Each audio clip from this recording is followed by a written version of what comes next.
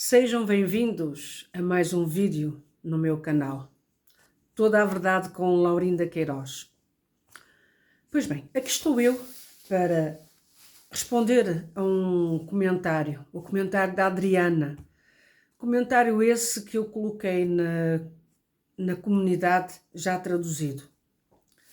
É um comentário que sensibiliza a qualquer um de nós, mesmo àqueles que já deixaram de frequentar a congregação cristã, seja no Brasil, em Portugal, em Itália, seja de que país for. A verdade é que sensibiliza, porque no fundo, todos nós já tivemos esse sentimento de frustração, de que íamos congregar, fosse os quilómetros que fosse, mas íamos com satisfação e com a certeza de que estávamos a servir a Deus. Mas agora a nossa realidade é outra. Eu falo por mim. Tenho essa noção de que não preciso de frequentar um templo para servir a Deus, para sentir Deus e para que Deus fale comigo. Principalmente isso. Porque eu sou o templo do Espírito Santo. Em mim existe o Espírito de Deus. Disso eu não tenho dúvidas. Mas para quem acredita numa instituição religiosa como a congregação e que pode caminhar há pouco tempo ou até há muito tempo, não interessa. Mas aqui em relação à Adriana, que fez aquele comentário que percorria 30 km para ir a Quarto de Altino e agora teria que percorrer 120 km para ir congregar e que agora ultimamente os seus familiares a acompanhavam. E agora?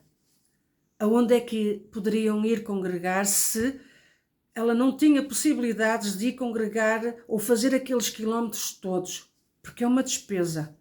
E até mesmo já 30 quilómetros é uma despesa para quem tem poucas possibilidades. A minha função não é dizer às pessoas para deixarem de congregar ou continuarem a congregar.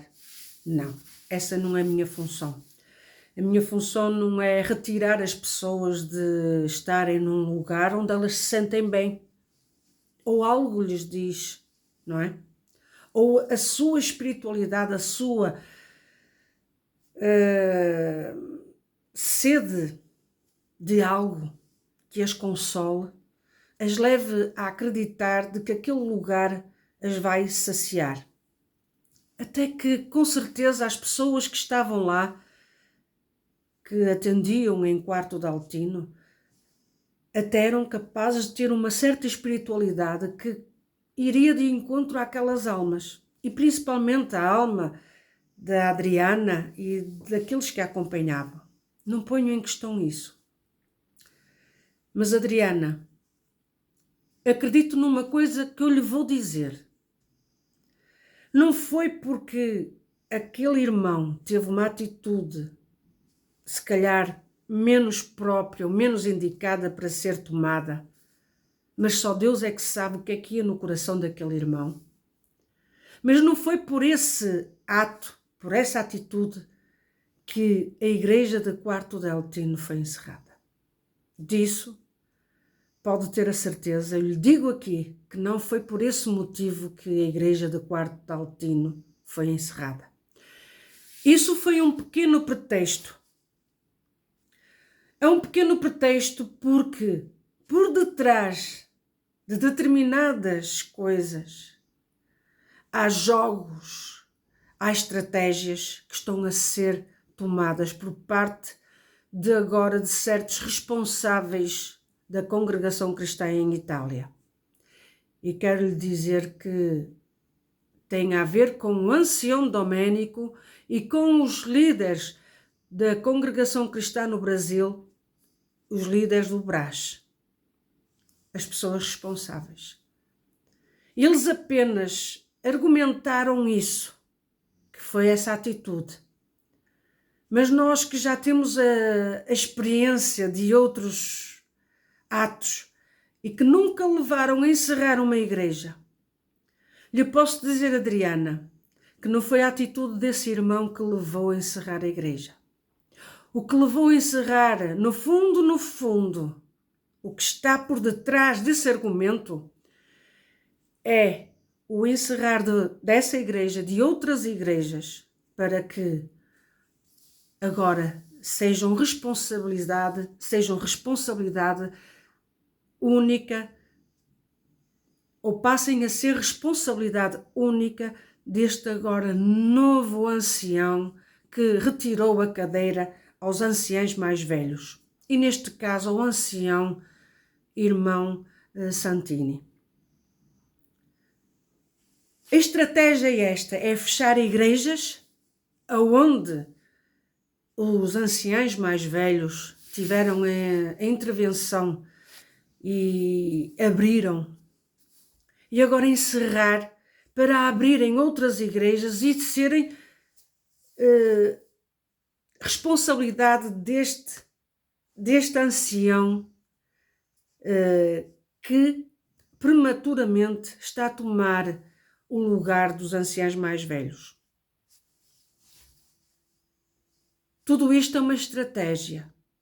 Tudo isto tem uma razão de ser, Adriana.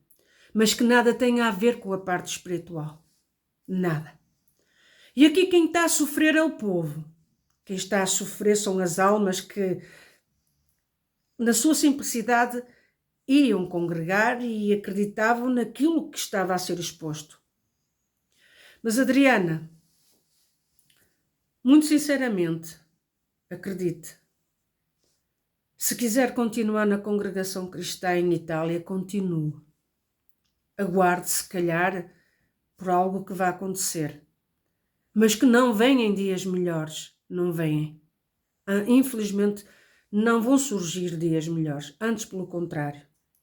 E quem vai tomar agora o poder de todas as igrejas em Itália vão ser homens materialistas, homens que de espiritual nada têm e que só buscam o que é material e que só querem que o seu estatuto seja reconhecido além fronteiras e que sejam considerados homens do Brás e não homens servos de Deus.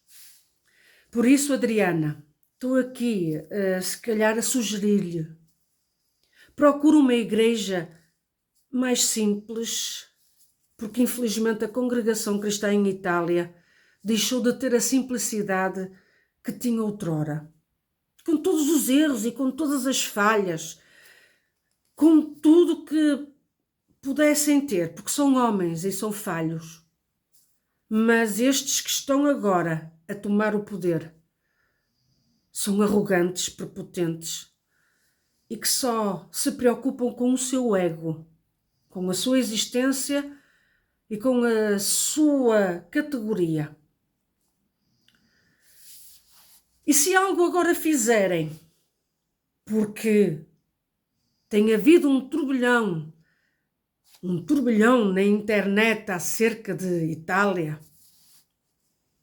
se algo vierem a fazer, acredite que não é para favorecer o povo, mas sim para dar relevo ao seu posto, às suas atitudes e quererem calar aqueles que estão a falar a verdade. E neste caso, eu, que estou a dar a voz ao povo de Itália. Minha querida Adriana, tem a Assembleia Cristã, que foi a principal igreja que já desde o irmão Franciscão fundou. Há em Itália, não sei se há em Quarto d'Altino ou por onde é que possa haver. E se a Adriana sente necessidade de estar reunida com outro povo, então procure. Procure se calhar pessoas que estejam realmente ligadas a Deus e com que a irmã possa ter comunhão no mesmo espírito. Se até lá isso não acontecer e se a irmã quiser aguardar por novas notícias ou boas novas que possam surgir, mas que infelizmente não poderão vir da congregação cristã em Itália, Eu gostaria muito de estar enganada, mas infelizmente não vou estar. Mas já agora eu lhe digo, se assim é, reúna a Adriana com a sua família, aqueles, o seu filho, a sua nora, os seus netos, reúnam-se, cantem hinos, orem, busquem a Deus, abram a Bíblia, leiam um passo de palavra, façam isso entre vós, busquem a Deus. Se vocês buscarem a Deus em oração, pode crer que Deus se fará presente e vos irá consolar a vossa alma, se calhar mais do que se estivessem num lugar físico como uma igreja. E a seu tempo Deus vos irá esclarecer. Se calhar aquilo que parece que é mau, até é um livramento de Deus. Já pensou, Adriana, se Deus está a livrá-la de estar em mãos de homens sanguinários espiritualmente? Homens mafiosos espiritualmente? Pense nisto. Procure, Adriana, mesmo a presença de Deus, porque Deus com certeza não vai faltar com a sua presença na sua alma, no seu coração. Se quiser continuar com os rituais que aprendeu na congregação, faça em sua casa. Coloque os seus netinhos, se for preciso, a ler os recitativos. Faça. Busque a Deus em oração. E acredite que Deus se fará presente nos seus corações e na vossa alma. E é assim que se busca a Deus em espírito e em verdade, e na pureza e na simplicidade. Porque acredite, Adriana, não há instituição religiosa que seja credível, infelizmente. Mas é a minha opinião. Mas não quer dizer que a Adriana não busque um grupo, uma instituição religiosa, visto que a Congregação Cristã em Itália, estes novos anciães que estão a ter o monopólio do poder, fecharam uma igreja e a irmã tem tristeza disso, a sua família tem tristeza disso. Mas procure, busque, porque olhe, se procurar Deus, Ele se fará presente em qualquer lugar, porque Deus nunca se ausenta daqueles que o buscam em espírito e em verdade, e com a singeleza da alma e de coração. Não tenho mais nada a dizer-lhe a não ser isto. É a simplicidade das minhas palavras, é a experiência de vida que eu tenho. Porque, Adriana, o homem falha, o homem erra, o homem se corrompe. Mas acredito numa coisa, que Deus, o Todo-Poderoso, Ele não se deixa corromper. Ele é único. E Ele ama a sua alma e ama a alma de todos aqueles que estão ao seu redor e que o querem servir de um puro e sincero coração. Este é o meu recado para si, Adriana, que é sincero. Acredito que é sincero. Quero aqui agora falar sobre um comentário que houve no meu canal a dizer que está na Bíblia que Deus não se agrada da árvore de Natal e que gostaria de saber como é a doutrina aqui em Portugal. Bem, a doutrina da congregação cristã, seja no Brasil e seja em Portugal, é a mesma. As pessoas é que são diferentes. A maneira de pensar é que é diferente. E quero aqui dizer que, felizmente, ainda que muito poucos, mas houve servos anciães que tinham uma visão muito além daquilo que nós imaginamos. E não é só isso. Pelo facto de termos árvore de Natal, não estamos a negar a Deus. E eu própria não conheço nenhuma parte na Bíblia que esteja escrito que não devemos ter árvore de Natal. Porque até é uma festa pagã. Árvore de Natal. Por exemplo, eu tenho árvore de Natal e faço a árvore de Natal porque me relembra os tempos de criança, de pobre que eu fui. Não sou rica, é verdade. Sou rica da graça de Deus, da bênção de Deus que tenho em cada dia, porque graças a Deus na minha mesa não falta o pão de cada dia. E isso é motivo de eu dar graças a Deus e de me considerar rica perante Deus. Rica perante Deus, porque mais vale o pouco com Deus do que o muito sem Deus. E o pouco que vou tendo, eu sei que é a bênção de Deus, para mim traz-me muita felicidade. Mas, como eu estava a dizer, a árvore de Natal me relembra os tempos de criança em que havia tanta dificuldade, mas que era uma felicidade de ter a árvore de Natal. E como o meu pai nunca aceitou a congregação cristã em Portugal, sempre foi feita a árvore de Natal. E como eu já referi, havia servos, anciães, que há muitos anos atrás, há mais de 30 anos atrás, eles falavam: se um dos cônjuges não for crente, convém fazer o Natal, para que não haja escândalo. E é assim que se cativa as pessoas. Não é com fel, nem é com vinagre que se consegue angariar as pessoas. É com o mel, com amor. Esses mesmos diziam: Irmandade, se os vossos amigos que não conhecem a congregação vos desejaram um Feliz Natal, vós respondeis obrigado igualmente, e que Deus vos abençoe, e que tenham um feliz ano novo. Além de fazer parte da boa educação, responder, não é isso que vos vai fazer menos filhos de Deus perante Deus e menos espirituais perante Deus. Como muitas vezes dizia o célebre ancião Batista do Nascimento, José Batista do Nascimento, não é o que entra na boca que nos faz mal, mas sim o que sai dela.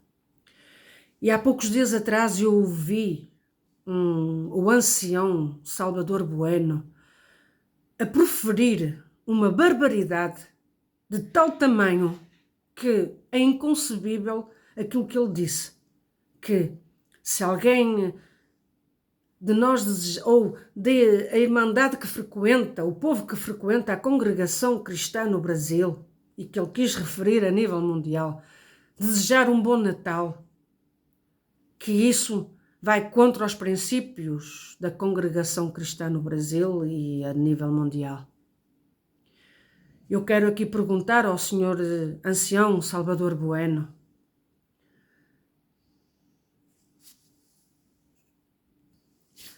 os funerais que vocês têm vindo a fazer na congregação do Brás, a adoração aos mortos que vocês têm vindo a fazer no Brás, que é contra os ensinamentos e que está nas regras, vocês o fazem. As filhas dos anciães que andam todas pintadas, todas exorbitantes com as suas roupas, e que não dão exemplos de filhas de Deus com as vestimentas corretas que têm que ser, que andam de calças quando vão para um ginásio, elas tinham que ir de saias. Digam-me uma coisa, isso é contra as vossas regras, mas vocês aí não fazem nada. Mas por ter uma árvore de Natal, por até haver uma reunião familiar, aproveitar um feriado e fazer uma reunião familiar, isso é pecado. Desejar um Feliz Natal não o deve fazer porque é contra as regras. Mas deixar o pobre a morrer de fome, isso não é pecado. Vocês terem igrejas luxuosas e terem povo a pedir de comer para os filhos, viverem por vezes em condições miseráveis, isso não é pecado.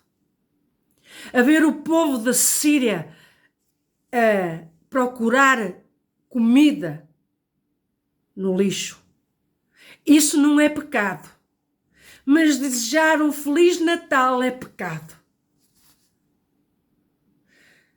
Para o povo, o fardo pesado. Mas para vós, que com certeza no dia de Natal ireis ter uma mesa farta e até ireis comer do bom e do melhor, porque não, não é? Que tristeza! Que arrogantes que vós sois, senhores líderes do Brás, que quereis, até gaguejo, que quereis impor ao povo um fardo pesado, enquanto o povo tem que seguir as regras que vós quereis colocar sobre os ombros, sobre as costas do povo. Vós estáis a folgar, a viajar, a beber vinho, e o povo tem que beber água ou sumo, mas vós ides a garrafas de vinho de 300 euros ou mais. Andeis a viajar pelo mundo fora à custa do povo. E isso vós não tendes o peso na consciência. Pois não, pois não. Graças a Deus eu sempre vivi com um conceito que muitas das vezes ouvi do púlpito de alguns anciãos, que era: se a tua consciência não te condena, maior é Deus que a tua consciência. E aqui eu quero terminar de dizer isto.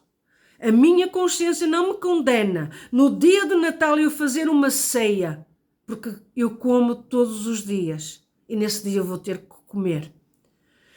No dia de Natal, a minha consciência não me condena ter uma árvore de Natal, porque o meu coração não está na árvore de Natal. Há um prazer, há um gosto que eu tenho, conforme vós tendes, quando vos sentais à mesa uns com os outros e comeis do bom e do melhor, que tendes direito. Só não tendes direito de pesar um fardo pesado perante o povo e para vós ser um fardo leve. E aqui quero terminar e desejar um feliz e santo Natal para todos. Aceitem ou não, queiram ou não, comam e bebam e desfrutem do bom que a vida dá, daquilo que Deus vos dá. Porque todos os dias nós precisamos de comer e beber e ter a nossa vida. É mais um dia. Temos que o fazer. O façamos. Porque não é só neste dia que eu me reúno com os amigos. E não era só neste dia que eu me reunia com a família. Em vários dias. Mas é mais um dia e eu vou aproveitar. Por que não? Enquanto tenho vida e saúde. Porque quando eu tombar à terra, tudo acabou. Meus queridos, façam aquilo que a vossa consciência não pesa. Porque maior é Deus que a vossa consciência. Até ao próximo vídeo. Deus vos abençoe.